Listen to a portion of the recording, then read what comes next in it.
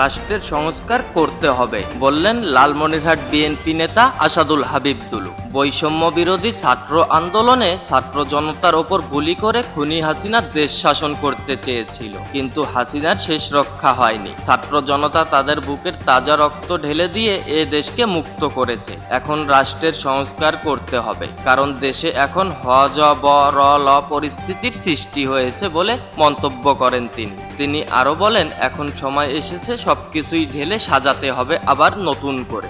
গতকাল শুক্রবার বৈষম্য বিরোধী ছাত্র আন্দোলনে নিহত মিরাজের বাড়িতে গিয়ে বিএনপির রংপুর বিভাগীয় সাংগঠনিক সম্পাদক আসাদুল হাবিব দুলু এসব কথা বলেন।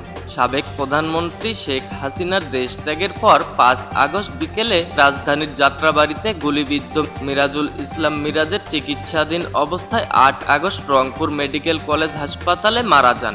লালমনিরহাটের আদিতমারী উপজেলার মহিষখোসা ইউনিয়নের 12 ঘরিয়া গ্রামের আব্দুস সালামের ছেলে কলেজ ছাত্র মিরাজের পরিবারের পাশে দাঁড়িয়েছেন বিএনপির রংপুর বিভাগীয় সাংগঠনিক সম্পাদক অধ্যক্ষ আসাদুল হাবিব দুলু। গতকাল বিকেলে তিনি মিরাজের কবর জিয়ারত শেষে স্বজনদের সঙ্গে দেখা করেন। এ সময় মিরাজের বাবা মা কান্নায় ভেঙে পড়েন। বিএনপি নেতা দুলু পরিবারের কাছে অর্থ সহায়তা হিসাবে নগদ 1 লাখ টাকা তুলে দেন মিরাজের মায়ের হাতে। পরে ওই গ্রামে আদিতমারী উপজেলা বিএনপি আয়োজিত সম্প্রীতি সমাবেশে আসাদুল হাবিব দুলু সহ বক্তব্য দেন লালমনিরহাট জেলা বিএনপির সিনিয়র সহসভাপতি রফিকুল ইসলাম, সহসভাপতি রোকন উদ্দিন বাবুল, জেলা বিএনপির যুগ্ম সম্পাদক AKM মমিনুল হক, জেলা যুবদলের সভাপতি আনিসুর রহমান আনিস, আদিতমারী যুবদলের সদস্য সচিব হাসানুল বান্না প্রমুখ। Update time, online desk, Lalmonirhat.